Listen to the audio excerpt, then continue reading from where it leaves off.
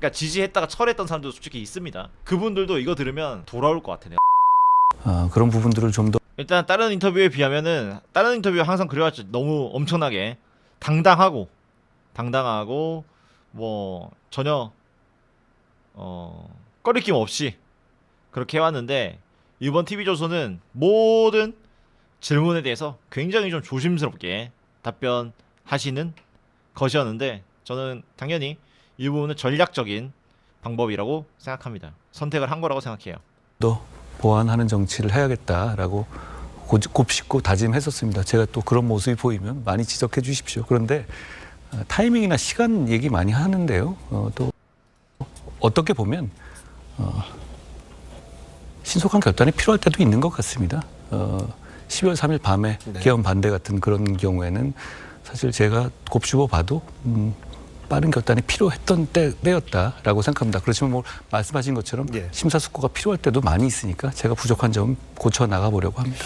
이런 표현을 많이 하시더라고요. 부족한 부분 많이 고치겠다. 한 3번은 쓰신 것 같아요. 있습니다. 12월 3일 비상 그리고 복귀는 그러면 누가 정해줘요?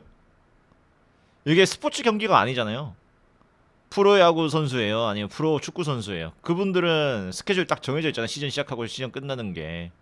거기에 맞춰서 복귀를 할 수 있는데 정치인이라는 게 복귀 시간이 정해져 있어요. 윤석열 감옥 갈 때 복귀해야 돼? 아니면 윤석열 대통령 탄핵될 때 복귀해야 돼? 아니면 윤석열 대통령 1심 결과 나올 때 해야 돼? 2심 나올 때 해야 돼? 3심 나올 때 해야 돼? 없잖아요. 타이밍을 만들어가는 겁니다. 한동훈 대표가 만들었고요. 만들었다는 결과가 뭐예요? 베스트셀러 1위. 사람들이 싫어하는 베스트셀러 1위 안 되죠. 홍준표 보세요. 1000권도 안 팔린 거 뭐 그렇잖아요. 개헌에 대해서 뭐 찬성할 사람들은 없었을 겁니다. 근데 반대하신 거는 솔직히 여러분들 마음 일단 뭐 대표로서 하셨다고 하는데 형식에 대한 문제에 대한 지적이 좀 있지 않았나 싶기도 하고요. 근데 공교롭게 지금 복귀 시점이 헌법재판소의 윤 대통령 탄핵 심판이 끝난 날입니다. 끝났습니다. 이제 그 선고만 끝난 날은 아니지. 마치 같은 날에 한 것처럼 팩트 자체가 틀린 것처럼 이야기를 해요. 틀린 이야기를 해. 남아 있는데 헌재의 편향성 이런 문제에 대해서는 좀 생각해 보셨습니까? 지금 여권에서는 지적을 대놓고 극우에 질문하네. 헌재의 편향성. 하고 있는데. 우선 여당 대표였던 사람으로서 이 상황까지 오게 된 것에 대해서 국민 모든 분들께 정말 죄송하다는 생각이 듭니다. 그 말씀 먼저 드리고 싶었습니다. 네. 와, 바로 이걸 딱 이렇게 틀어버렸어요. 헌재에 가게 된 윤석열에 대한 어떤 애증의 마음을 바로 먼저 이야기를 하시는 센스. 헌법재판소는 태생 자체가 어느 정도 정치적인 재판을 하는 곳입니다. 그러다 보니 구성 자체도 일종의 정치적 나눠먹기가 전제된 곳이죠. 그렇지만 그렇죠. 그러니까 국회 추천 몇 명, 뭐 대통령 추천 몇 명, 뭐 이런 식으로 하는 거니까. 그동안에 헌법재판소 구성하고 운영해오는 데는 서로 절제를 지켜왔거든요. 극단적인 사람들은 어느 정도 각 진영에서도 배제해왔죠. 그런데 최근 들어서 그런 문제가 깨진 것 같아서 우려스럽습니다. 절차 면에서 국민들께서 보시기에 부족하고 미흡했던 점이 분명히 있었던 것 같습니다. 그리고 실력에 비해서 야심만 많은 공수처가 초래했던 이 혼란도 분명히 지적할 만하고요. 예. 그렇지만 헌법재판소가 헌법과 헌법 정신에 맞는 결정을 해주기를 국민의 한 사람으로서 기대합니다. 알겠습니다. 극우 마냥 지나친 헌법재판소에 대한 결과 또 비판은 또 경계를 하셨습니다. 근데 앞서 박근혜 전 대통령 왜냐 아직 결과도 안 나왔는데 벌써부터. 네. 지금 그 소식 전해드렸어요. 신동욱 대변인이 전달하면서 이 집권당 대표가 너무 이 갈등을 유발했다 이런 취지로 이야기를 했습니다. 그런데 한전 이거는 이따가 이야기했지만은 마치 벌써 그 이야기가 한동훈 대표를 두고 이야기하는 것을 전제로 해서 또 다른 질문을 바로 넘어가. 한동훈 대표 그거에 대해서 뭐 팩트 체크가 제대로 된 것도 아니고 뭔가 답변할 수 있는 기회도 안 줬어요. TV조선 앵커 아니랄까봐. 전 대표를 이야기를 하면서 윤 대통령을 연계를 안 시. 이게 너무 심각한 거니까. 박근혜 대통령이 이것만 봤을 때 한동훈 대표를 비판한 것처럼 그냥 넘어갔어요. 저는 그거 그냥 미리 말씀드리면 이 새끼들이 왜곡을 했거나 처음부터 한동훈 대표를 적격했다고 생각도 안 들어요. 아니 지금 한동훈 대표 대표에서 물러난 지가 80일이 됐고 지금 대표가 누구예요? 그리고 이 대표들도 지금 각을 세우고 있죠. 한동훈 대표 끌어와가지고 비판하는 것 자체가 전직 우리가 알고 있는 박근혜 대통령이랑 결이 너무 다르잖아요. 근데 그거는 이따가 또 이야기를 하겠지만은 앵커가 이거에 대해서 그냥 그렇다라고 기정사실화 하고 나서 그건 그냥 이렇게 넘어가고 다른 질문을 해. 미친놈인 줄 알았습니다. 한전 대표를 이야기를 하면서 윤 대통령을 봐봐, 이거랑 다른 거잖아. 한동훈 대표를 생각하면서 윤석열이라는 사람을 항상 염두에 둘 수밖에 없다. 이거랑 박근혜 대통령이 당 대표라고 한다면은 사사건건 뭐 이렇게 따지고 들면 안 된다. 이 이야기 한 거랑 전혀 다른 이야기인데 이거에 대해서 어떻게 생각하나 물어보지도 않았어. 왜냐면 한동훈 대표는 그러면 제가 이야기한 것처럼 그게 저에 대한 이야기가 맞나요? 부터 해보면 벌써 팩트 체크가 끝나버리죠. 박근혜 대통령에서 직접 이야기한 거 아닌 이상은 안 믿어. 신동욱이가 나불나불 거린 거야. 신동욱 누구예요? 내란. 사실상 지금 공범으로서 수사 받을 수도 있는 거 아니에요? 숫자 셌잖아. 숫자. 주경호랑. 존나 양아치들이에요 지금. 작전 짠 거야. 이 다시 집권당 한번 들어보세요. 대표가 이거 엄청난 문제예요. 이거 들어보세요. 너무 이 갈등을 유발했다 이런. 여러분들도 보면 벌써 박근혜 대통령이 한동훈을 비판했다고 생각하고 박근혜를 갑자기 여러분들도 비판을 해요. 중간에 말이 이상하게 옮긴 새끼들이 문제라니까. 나는 그냥 권성동이 말했다고 생각하고 그렇게 권성동 너 꺼져 이렇게 그냥 몰고 가면 돼요. 그냥 구구처럼 해요. 저희도 그냥. 박근혜 대통령이 권성동 물러나라고 한 거다. 그렇게 우기면 끝이지 뭐. 아니면 박근혜 대통령이 나와가지고 아니에요. 사실 저는 권성동이 아니라 한동훈 비판한 거예요. 한동훈을 왜 비판해 지금? 한동훈 물러난 지가 언젠데. 황당하잖아. 이거는 작전이에요, 작전. 이 집권당 대표가 너무 이 이야기를 누가 해줘야 돼 진짜. 답답하더라. 네, 김가은님 소중한 자유구 동료 진심으로 감사합니다. 다시 한번 들어보세요. 교묘하다 이 앵커. 이 갈등을 유발했다. 앞서 박근혜 전 대통령 지금 그 소식 전해드렸어요. 신동욱 대변인이 전달하면서 전달이잖아. 이 집권당 대표가 너무 이 갈등을 유발했다 이런 취지로 이야기를 했습니다. 그런데 한전 대표 저 질문을 안 해. 미친놈이야 진짜. 와. 를 이야기를 하면서 윤 대통령을 누가 보면 한동훈 대표를 적격한 것 같다니까. 연계를 안 시킬 수가 없잖아요. 근데 한 대표에게는 윤 대통령 어떤 존재입니까? 봐봐, 박근혜 대통령 이야기는 쏙 들어갔어 갑자기. 어쨌든 근데 이 포인트 너무 중요해. 다시 한번 들어보세요. 와, 한동훈 대표가 의미 있는 포즈가 있었어요. 윤 대통령 어떤 존재입니까?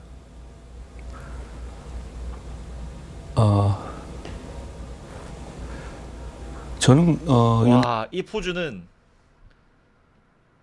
정말 의미가 큰 포즈였다. 사실 라이브 라디오든 뉴스에서 1초 막았어도 방송 사고라고 하잖아요. 이거는 유의미한 공백이었기 때문에 굉장히 조심스럽게 한동훈 대표께서 윤석열 대통령과의 관계를 이야기를 하려고 한다라는 진심이 느껴졌어요. 누군가는 뭐 계산적으로 포즈했다고 생각할 수도 있겠지만은 그렇다라고 해도 대단해. 예. 왜냐면 이 관계에 대해서는 책 읽으신 분들은 아시겠지만 이미 관계 설정에 대한 정리가 끝나 있어요. 책 쓴 지 얼마 되지도 않았는데 한동훈 대표님처럼 엘리트가 그걸 모르겠어요? 그럼에도 불구하고 어쨌든 TV조선 그구들을 많이 보잖아요.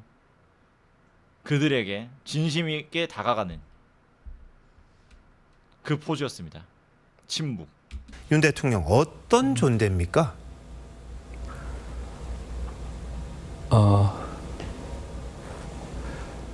저는 와, 나 이게 여기서 와 진짜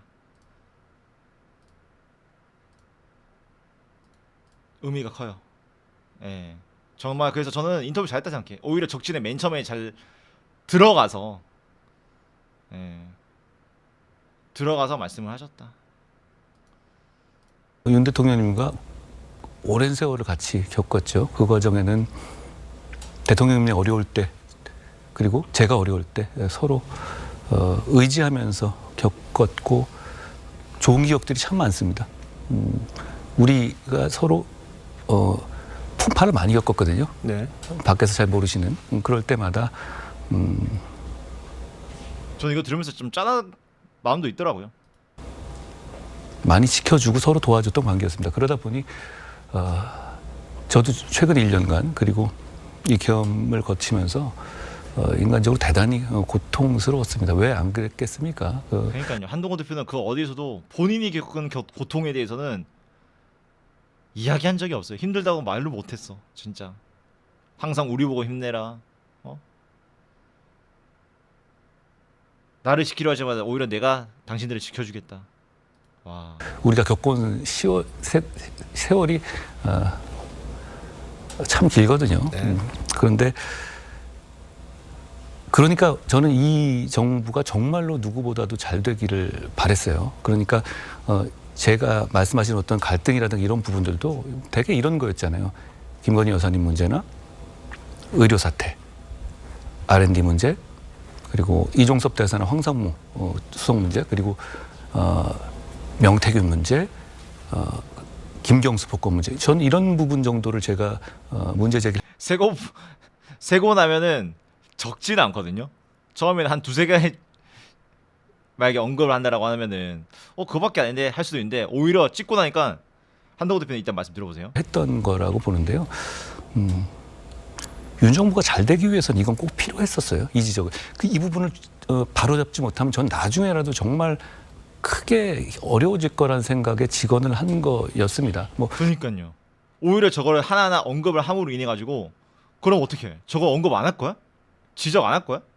그 지금 다 지적을 하잖아. 여야를 막론하고. 조중동 너네가 제일 심하게 지적했어. 그러니까 오죽하면은 V 제로께서 조선일보 폐간해야 되겠다고, 폐간에 목숨 걸겠다고 말했잖아.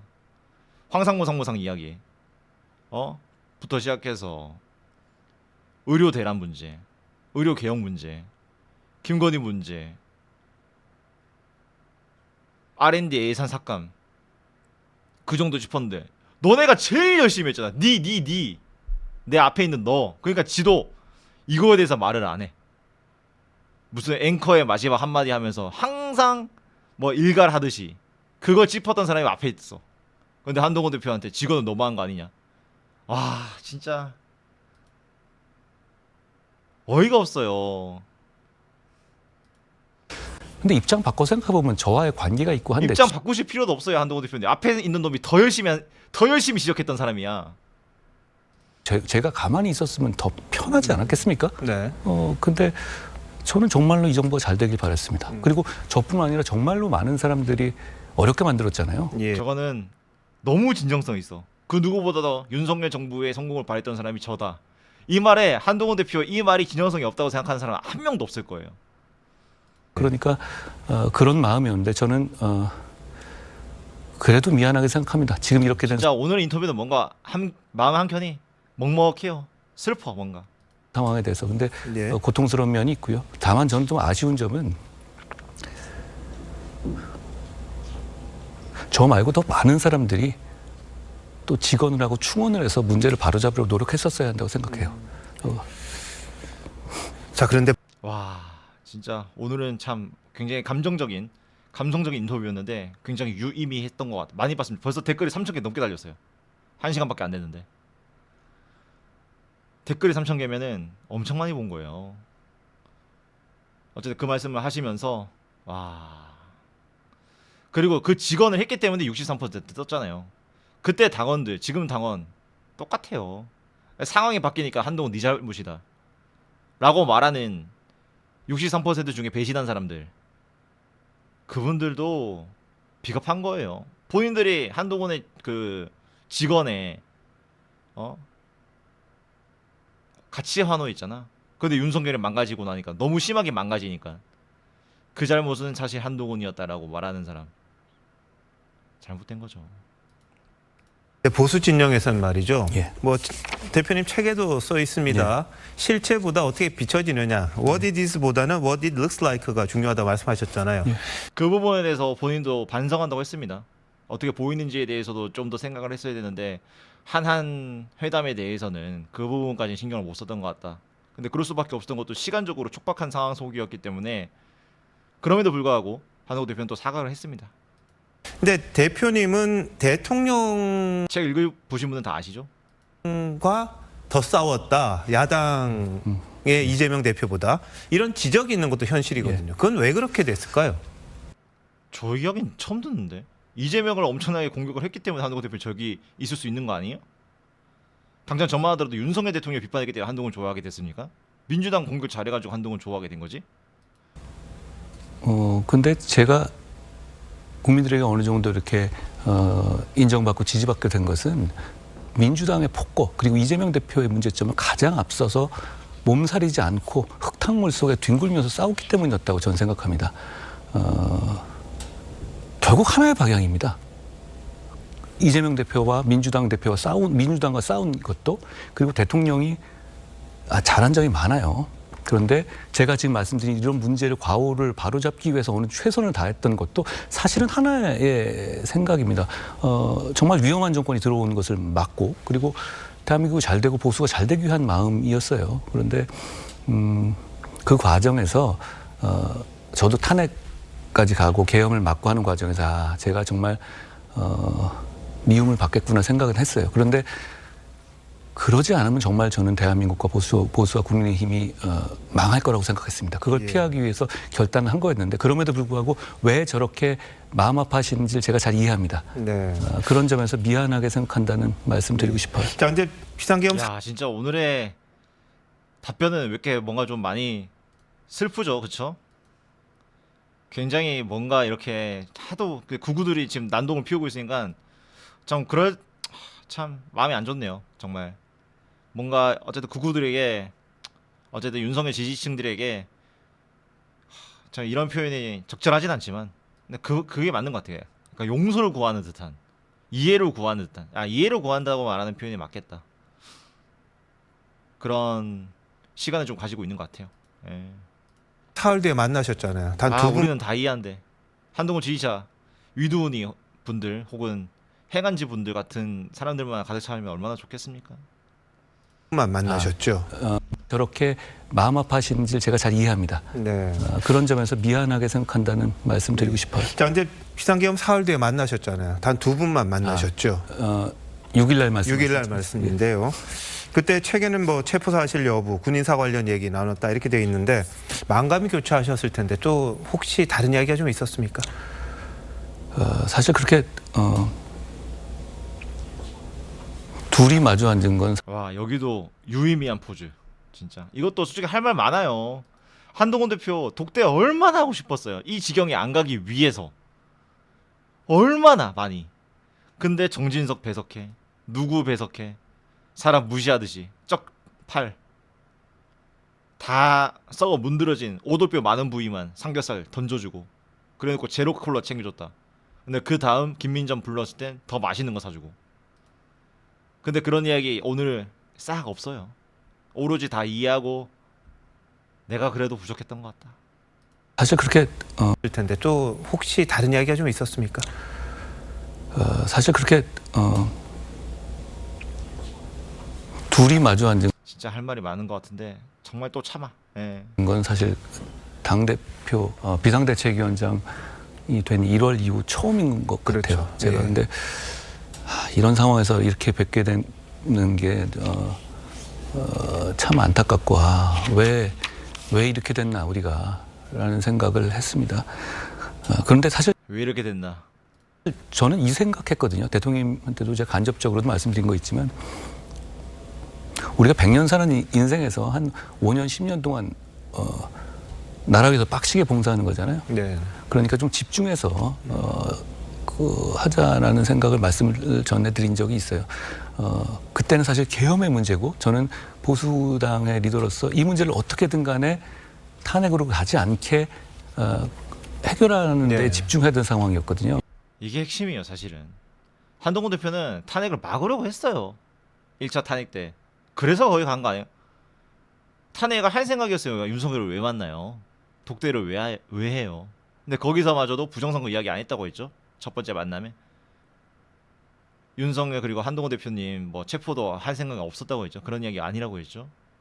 심지어 한동훈 대표 유일한 요구 계엄과 관련된 군인 경질 안 받아들여졌죠. 예. 그러니까 사적인 얘기도 좀 나눴지만 결국은 해결해야 될 문제를 나눴는데 저는 그날은 다른 것보다는 그거였습니다. 그 당시에 그 여인영 방첩사 네. 사령관 그리고 곽종근 특수사령관 그리고 이진우 수도방위 사령관에 대해서 계엄 당일부터 저희가 직간접적으로 계속 요구했는데 경질이 이루어지지 않고 있었어요. 예. 그것 때문에 외신과 언론 저거는 큰 거네요. 한동훈 대표 여러분 책 이야기를 자주 할 수밖에 없는데 책에 다 나와 있죠. 미국으로부터 계속해서 연락도 받았다고. 그러면 지금 뭐 탄핵이 됐든 지소연 퇴진이 됐든 군 통수권자는 법적으로 탄핵되기 전까지는 윤석열인데 지소연 퇴진이 되면은 누구랑 이야기해야 되냐? 그 전에 일단 계엄 상황소에 해지가 됐다고 하더라도 불안하죠. 계엄을 같이 한 사령관들 계속 그 자리를 버티고 있다. 미국 쪽에서 불만 표시를 했다고 말을 하잖아요. 미국은 동맹국이기 때문에 윤석열 말을 안 들어. 윤석열을 위해서 조언을 해주고 있는데 쪽팔. 와, 한동훈 대표가 이해를 구하고 있어요. 직간접적으로 계속 요구했는데 경질이 이루어지지 않고 있었어요. 예. 그것 때문에 외신과 언론 등에서는 국민들은 이거는 2차 계엄 하려는 거다. 그리고 민주당에서는 그걸 막 선동하고 있었고 네네. 그런 지적이 또 합리적인 면이 있었거든요. 왜 이 사람 그리고 군내 동요도 있고요. 군에서는 이 사람들이 남아 있으니까 아직 안 끝났다. 예. 이렇게 생각할 수 있었으니까 저는 이 부분을 강하게 요청드렸고 사실 당시 저랑 말씀 나눌 때는 군인사는 그렇게 하는 게 아니니까 네네. 지금 못하겠다는 말씀하셨지만 저 말도 좀 황당한 게 군인사는 그렇게 하면 안 된다. 정말 죄송한 말이죠. 군대도 안 갔다 왔는데 공군 대위 출신 한동훈 대표 앞에 두고 그것도 좀 웃겨 솔직히 말하면. 군인사는 그렇게 하면 안 된다.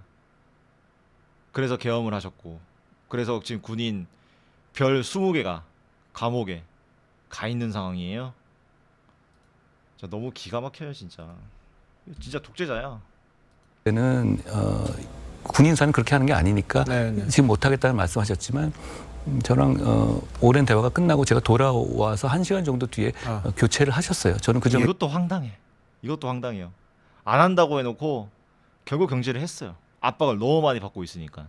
탄핵에 대한 그때 당시는 어떻게 될지 모르는 상황이었잖아요. 또 했어요. 또 말은 또 들어. 자기가 생각해도 이건 아니다 싶은 거는 마지막에. 그래서 한 곱이 넘었다 이런 생각을 했었습니다. 방법이 알겠습니다. 넘었다. 그러니까 자, 한 한동훈 대표 대표는 살려주려고 했다니까요. 같이 사는 방향. 님은 탄핵에 이제 사실상 이게 불가피하다 이런 이야기인데 지금 반대 집회에 엄청난 많이 넘었다 이런 생각을 했었습니다. 알겠습니다. 자, 한 대표님은 탄핵에 이제 사실상 이게 불가피하다 이런 이야기인데 지금 반대 집회에 엄청난 많이 사람들이 모이고 있습니다. 저거 다 그구들이 말하는 거잖아요. 사람들이 많이 모였다? 안 나간 사람들이 많아요. 3.1절인데도 여의도, 광화문 다 합쳐도 10만이 안 돼요. 예전에는 100만 명 모였어요. 90년대까지 갈 필요도 없어요. 하다못해 자빠들도 진짜 소고기 파동 100만 명 모이는데 지금 100만 명 안 모이잖아. 근데 지금 5만 명도 많다고 난리 치는데 다 모여봐도 반대로는요. 그거밖에 안 모이는 거예요.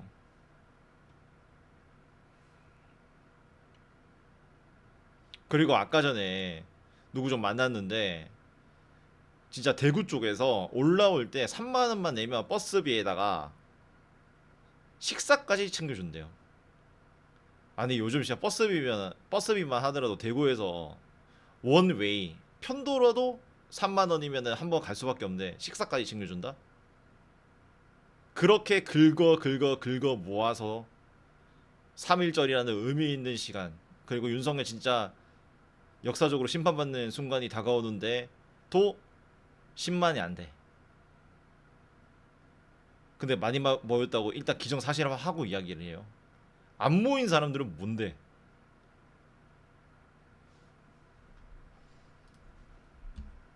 이게 불가피하다 이런 이야기인데 지금 반대 집회에 엄청난 많이 사람들이 모이고 있습니다.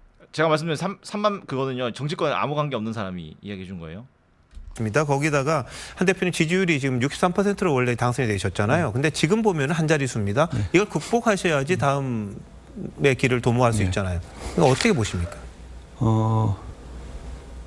저것도 좀 이상한 게 한 자릿수는 전체 국민을 상대로 한 자릿수가 나온 거고 63%는 전 그 당원이잖아요, 당원. 그리고 역선 뭐 당원 63, 그 일반 시민 63이긴 해도 그 일반 시민 중에서도 우파만 하잖아요. 민주당 역선택 방지 조항을 넣었잖아. 근데 리얼미터 돌릴 때 역선택 방지 조항이 있나요? 근데 이 아무 표본이 다른 두 개를 섞어서 이야기를 해. 이거 완전 극우를 넘어가지고 앵커 자격이 없는 거예요, 사실은. 아니 지금 국민의힘 당원 조사한 적이 있어요? 국민의힘 당원 조사를 한 적이 없잖아. 그런 거 할 수도 없고 당원 명부를 모르는데 당원 그 돌릴 수가 없잖아요, 여론조사를. 이거를 섞어서 질문을 해. 극우가 문제가 아니고 개념이 없는 거예요. 미친 거 아니에요, 진짜? 이거는 지적을 해야 돼. 많이 사람들이 모이고 있습니다. 거기다가 표본이 다른 걸 이야기한다니까. 한 대표님 지지율이 지금 63%로 원래 당선이 되셨잖아요. 근데 지금 보면 한 자릿수입니다. 진짜 어이가 없네. 이걸 극복하셔야지 다음의 길을 도모할 수 네. 있잖아요. 이거 어떻게 보십니까? 근데 한동훈 대표 당연히 말이 안 되는 질문인 거 알았는데도 오늘은 다 그냥 받아들여 줬어요, 진짜. 저는 이 광장에 나온 분들에 대해서 대단히 미안하고 고맙다는 말씀을 드리고 싶어요. 다 선의로 자기 시간 내서 나오시는 거잖아요. 그 마음이 여러 가지가 충의가 있겠지만 저는 이 마음은 공통된다고 생각합니다. 이재명이라는 대한민국에서 가장 위험한 사람이 나라를 망치는 걸 막아야 되겠다라는 애국심, 그런 마음이라고 생각합니다. 근데 그건 제가 가지고 있는 큰 마음하고도 정확하게 일치하거든요. 네. 저는 앞으로 우리가 그런 마음으로 뭉쳐야 하고 그래야 한다고 생각합니다. 한 가지 제가 확신 있게 말씀드릴 수 있는 것은 그렇게만 될 수 있으면 이재명 대표는 절대 이번 선거에서 이길 수 없습니다. 네. 저는 그런 마음을 모으는 것이 무엇보다 중요하고 거기서 제가 필요한 일을 하겠다는 말씀을 드립니다. 이것도 말씀 잘한 건데 어쨌든 그거는 이재명을 막아야겠다라고 모인 사람들이다라고 아주 자연스럽게 말씀 잘하신 것 같아요. 진짜 우문현답이다. 예. 자, 그러면 한동훈은 잘 싸운다 이렇게 평가를 받아요. 예. 하지만 이제 와서 대통령이 된다든지 뭐 차기를 예. 도모한다면 뭔가 미래 비전이 있어야 되는데 한동훈의 미래는 뭡니까? 시야 11분 40초를 인터뷰하는데 10분 동안 공격하고 마지막에 이거라도 하나 질문해줄게 이런 느낌. 아, 밸런스 무너졌네 TV조선. 최소한 5분은 비전 이야기 할 수 있는 시간을 줘야지. 오늘도 저는 미래 비전을 좀 더 질문해 주셨으면 제가 설명을 해줄 기회가 많이 있었을 것 같습니다. 그런데 뼈 있는 말씀. 저는 87 체제에 관한 문제를 많이 말씀드렸어요. 87 체제는 이제 더 이상은 유지될 수 없고 늘 말했지만 이 실현 가능성의 문제라고 생각합니다. 그 실현 가능성은 리더가 되겠다는 사람의 자기 희생입니다. 그걸 명확하게 하고 가고 그리고 그걸 통해서 우리 국민들에게 이런 일을 더 이상 겪지 않을 수 있게 해드리겠다는 비전을 드려야 한다고 생각합니다. 네. 과거를 제가 오늘 말씀 많이 드렸는데 지금 이 계엄의 바다를 건너는 과거를 극복하지 않고 미래로 갈 수는 없다고 생각합니다. 네. 그렇지만 이 계엄의 바다를 통해서 나오고 있는 미래 비전은 대단히 오히려 연결돼 있어요. 자유민주주의를 지키고 그리고 다음 세대에 부끄럽지 않은 대한민국을 만들고 성장을 하고 복지를 하겠다는 것이죠. 거기에 관해서 제가 여러 가지 생각을 가지고 있습니다만 나중에 또 기회를 주시면 차차 오늘 뭐 시간 기회가 안 되신다면 나중에 기회를 주시면 제가 더 말씀드릴 수 있을 것 알겠습니다. 같습니다. 책에 보면 AI와 관련된 거 그리고 경제정책 상속세 이런 부분들도 많은데 예. 다음에 다시 한번 모셔서 이 자세하게 한번 그럼 여쭤. 아는데 안 물어봐. 근데 한동훈 대표는 답변 너무 잘했어. 진짜 감동이야. 인터뷰 시간 몇 분 남은지 옆에 떠 있잖아요. 저희 화면에 못 보는데 그걸 딱 보면서 한동훈 대표 하고 싶은 말씀이 얼마나 많겠어. 비전 얼마나 많아. 책 370페이지를 쓰면서 스스로 정리를 한번 했잖아요. 370페이지 한동훈 대표 머리면은 그냥 그대로 읽을 수도 있을걸? 안 보고? 근데 거기서 87 체제 이야기하면서 그냥 그 단어는 일부러 안 썼죠. 개헌을 하겠다. 근데 저게 진짜 비전에서는 대한민국의 어쨌든 여야를 막론하고 모두가 공감하는 개헌을 하겠다. 그래야 미래로 가고 자시고 하지. 미래로 가다가 개헌 한번 해버리면은 또 1년 이렇게 묶이고 뭐 좀 앞으로 가려고 하다 보면은 뭐 하면은 또 묶이고 브레이크 걸리고 탄핵도 벌써 10년 상관이에요. 여러분들 두 번째예요. 두 번째. 우문현답이다. 짧은 한 1분 만에 할 수 있는 최고의 비전을 제시한 거예요. 사실 한동훈 대표 AI를 이야기해도 30분 동안 이야기를 하고 AI 관련되는 산업 뭐 반도체 기타 등등 전력 다 말할 수 있겠죠. 뭐 트럼프 관계 설정에부터 시작해서 뭐 다 할 수 있죠. 그럼에도 불구하고 그냥 지금 이 체제의 근본적인 문제점에 대한 해결을 통해서 지형 자체가 제대로 서야 될 거 아니겠습니까? 저 우문현답이다. 이거는 국민이 먼저입니다. 이거 초중고 필독서 되는 것처럼 이거 인터뷰 애국가 대신 들어야겠다. 특히 그구들은 좀 많이 봐야겠다. 한동훈 대표가 이렇게 진정성, 감성적으로 이해를 구하고 그럼에도 불구하고 충분히 공감되는 이야기. 와, 너무 괜찮은데요? 저는 솔직히 그리고 많은 분들께서 이 앵커를 갖다가 비판을 하고 있는데 오히려 이렇게 해줘가지고 잘 됐어요. 왜냐면은 티키타카가 오히려 막 잘 되는 데 찾아가가지고 막 이야기 들어주듯이 우리도 그런 인터뷰 방식 보면은 지난번에 박성민 논란 터졌을 때 김현정이랑 지들끼리 돈 안 받았죠? 네, 안 받았습니다. 끝. 왜 이런 느낌으로 했잖아요. 똑같이 말하진 않았지만 욕하잖아요. 근데 오히려 공격적인 앵커가 공격적으로 했지만 한동훈 대표 모든 공격 그냥 받았어. 그렇다고 해서 치명타가 있었냐? 근데도 치명타는 없었어. 오히려 저희 같은 지지하는 사람들은 더 지지하고 싶어졌어. 지지 안 했던 사람들도, 그러니까 지지했다가 철회했던 사람들도 솔직히 있습니다. 그분들도 이거 들으면 돌아올 것 같아, 내가 봤을 때.